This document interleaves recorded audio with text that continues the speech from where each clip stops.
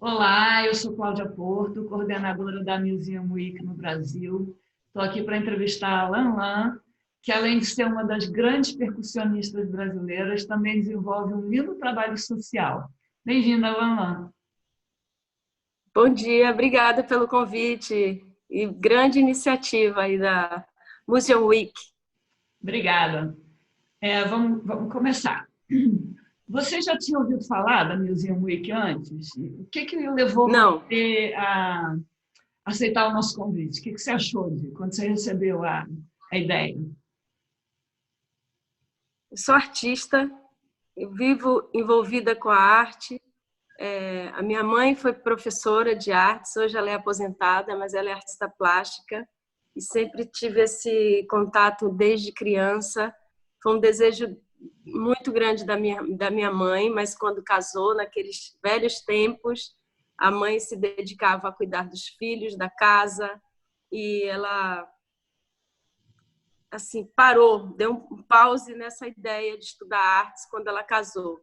Depois das filhas mais crescidas e dela ter se separado do casamento, ela conseguiu uma liberdade para fazer o que ela sempre quis. Então, ela fez faculdade de Belas Artes em Salvador, nós somos uma família de lá, da Bahia, e ela estudou artes e sempre fez trabalho, sempre gostou de falar, de contar as histórias dos movimentos, dos artistas, e sempre também apoiou muito. Quando eu decidi fazer música, meu pai foi um grande incentivador e minha mãe também. E então eu sempre tive esse desejo também de dar de dar voz e de dar assim ajudar também a todos que gostam de arte desde cedo. E como eu tive esse apoio em casa, minha mãe também conseguiu realizar o seu sonho de estudar artes. Depois ela se tornou Ah, que legal. professora de artes em escolas de rede pública na Bahia. E hoje faz muitos trabalhos sociais assim. Hoje ela também faz aqueles tapetes que contam história e vai nas escolas, né, para Aham. as crianças carentes e orfanatos. Então, eu sempre vou ser uma grande corrente aí desse movimento de apoiar e divulgar as artes. Então, foi por isso que eu aceitei o convite, achei uma ideia muito boa nesse momento, que todos estão, quem pode estar em casa, e esse conteúdo os artistas vêm fazendo a diferença nesse momento, né? Produzindo e compartilhando a arte com todos, né? Dentro exatamente disso que você falou agora, por fim, né? Esse ano, a hashtag principal da Museum Week é Todo Mundo Junto.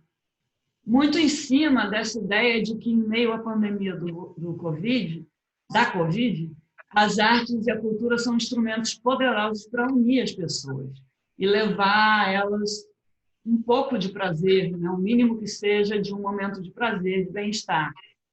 E queria que você falasse um pouquinho sobre esse poder tão especial que a arte, a cultura, de maneira geral, tem, como isso é importante, muitas vezes meio relegado, né? Mas como isso é fundamental. Eu, esses momentos a gente tem sentido muitas coisas e eu tenho me permitido sentir tudo que o interior da gente produz, né? Também felicidade, euforia, tristeza pela situação que a gente vive nesse momento no mundo inteiro. Eu sou uma pessoa que trabalho também muito em casa, quando não estou viajando, fazendo shows, turnês, eu trabalho muito em casa porque estou aqui criando, tenho meu estúdio, estou gravando. Então, nesse momento, acho que os artistas vêm fazendo esse colorido. A arte ajuda a gente a sonhar. O que seria que seria da gente, da humanidade, né? Se só tivesse números e não tivesse cor, não tivesse obra. Eu estou aí olhando você, no fundo tem uma obra de arte, tem os livros. Eu estou aqui no fundo de uma parede branca, mas a minha casa é um barracão cheio de assuntos, de informações. Eu tenho muitos Pô, instrumentos. imagina. Então, eu acho que é esse colorido, é o que faz a gente entrar em contato com o nosso eu profundo, é o que faz a gente se emocionar, é o que faz a gente sonhar, né? São as cores, são a poesia, são a música que salva, a música que emociona. Eu adoro quando eu viajo, tenho a oportunidade de visitar os museus. Quando eu tenho esse tempo, é uma viagem, é, é uma, é um deslumbre visual assim de tanta formação, de tanta coisa boa que isso provoca às vezes na gente, até sem saber, até quando eu vou ver uma obra que, ou porventura eu não, aquilo entra na gente. As pessoas, mas eu não entendo isso, eu não entendo aquilo, mas aquilo absorve, você absorve, mesmo sem entender. Então a arte tem esse poder de fazer transformação na gente. Então, eu acho que nesse momento, principalmente, né, da vida, até as pessoas que renegam a arte, a ciência, elas não podem negar a existência dela e o bem que ela faz na gente. É verdade. No cabeçalho lá da sua fanpage no Facebook, tem um vídeo que eu achei lindo de você regendo um grupo de pessoas que estavam sentadas numa roda, né? Sentado numa roda. E eu queria que você falasse um pouquinho o que foi essa ação e de outras ações semelhantes que você realiza. São oficinas de percussão, né? Eu sou uma das pioneiras da percussão feminina no Brasil. Iniciei minha carreira muito cedo e nessa época não tinha nenhuma mulher em cena tocando instrumentos de um universo muito masculino, e eu rompi um pouco essas fronteiras e dei um pouco dei vazão a esse fluxo de mulheres que apareceram assim na sequência, depois que eu apareci ali tocando para o grande público. Antes disso, já muito cedo eu já tocava, já tinha uma iniciação musical, estudei música comecei a estudar na Faculdade de Música da Bahia, depois já comecei a tocar profissionalmente, saí da Bahia, fui viajando e por aí fui pavimentando essa estrada por onde passam essas meninas todas hoje. E acho que assim, o trabalho que me deu essa visibilidade, que eu me tornei conhecida ali, apareci para o grande público, foi na banda da Cássia Eller. E desde então eu venho influenciando muitas meninas, e não só meninas, meninos também, que me seguem e que acompanham, que essas pessoas sempre me pedem para dar aula, para contar um pouco da minha história, para fazer oficinas de percussão. Nessa vida corrida que a gente leva, né? Porque apesar de estarmos na quarentena, eu também tenho trabalhado bastante em casa. Então, assim, a gente tem uma vida muito corrida e sempre que eu consigo uma oportunidade de juntar muita gente de uma vez só, porque parar para fazer uma aula para uma pessoa, assim, eu tenho que optar para lecionar, né? Então, eu ainda estou num fluxo de trabalho que eu viajo, que eu toco, que eu produzo. Agora eu faço trilhas, faço direção musical, fiz a direção musical do espetáculo da Cássia, né? A Cássia Eller era um musical que a gente viajou aí 4 anos no Brasil inteiro. Então, com essa rotina e com essa agenda intensa, eu não consigo parar para dar aula para uma pessoa. Então, às vezes tem uma oportunidade. Por exemplo, o SESC me convidou já para fazer várias oficinas, e essa que você viu no Facebook é uma oficina que eu fiz no SESC de Petrópolis, Quitandinha, que eu acho muito democrático, porque aí eu não preciso cobrar para as pessoas. O SESC me contrata e eu dou uma oficina e ela é gratuita para essas pessoas. Então, nesse momento, inclusive, a gente teve que fazer 2 turmas, porque deu muita gente. E é bom porque são pessoas assim que querem esse contato, às vezes comigo, me conhecer, outras querem contato com a música, com a percussão, e tem crianças, iniciantes, atrizes, aposentados, funcionários públicos, professoras, pessoas que trabalham com psicologia, com musicoterapia. Então, não são... eu gosto de fazer oficina muito aberta, democrática, não para só quem toca, quem já é músico. Aí eu faço esse movimento de criar uma grande roda, né, uma mandala, e peço para as pessoas levarem os instrumentos que tem. Quem tiver cajón, eu peço que leve o cajón, porque é um instrumento que, além de eu ter ele assim divulgado, propagado muito assim esse instrumento aqui no Brasil, que é um instrumento peruano, conhecido muito na música flamenca, é um instrumento que é como se fosse uma bateria portátil. É um caixote de madeira. Então, é muito prático para as oficinas. Mas eu falo, leve o que você tem. E quem não tem, a gente arruma aqui. Então, foi lá, a gente lá no Sesc, a gente conseguiu uns 30 baldes. Ah, que maravilha. Porque tem pessoas que chegam e não tem nenhum instrumento. Então, eu até consigo levar uns 8, 10 instrumentos comigo para essas pessoas e a gente vai ali revezando e conseguimos nesse dia lá no Sesc Quitandinha uns 30 baldes, porque a oficina deu muita gente. Aí a gente faz aquele grande círculo e eu faço ali uma viagem aos ritmos musicais, onde eu sou assim uma mediadora ali, né? O motorista dessa jornada, Legal. dessa nave, e vou conduzindo as pessoas. E quando eu começo a falar da minha história e como eu consegui tocar, eu falo numa linguagem muito simples, falo no arroz e feijão que todo mundo entende, não só músicos, e vou conseguindo tirar. Eu falo para as pessoas no início da oficina, a gente vai fazer isso aqui, no final. Todas riem, porque eu faço uma grande...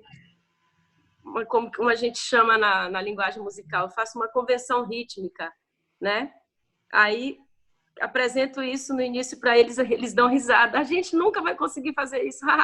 Falei, no final dessas 2 horas, vocês vão fazer isso comigo. E tá ali a prova, né? Se no final da oficina, eu vou ensinando por partes, eu passo um pouco uma apresentação pelos ritmos, um pouco do samba, um pouco do baião, um pouco dos afoxés, as batidas da minha terra natal.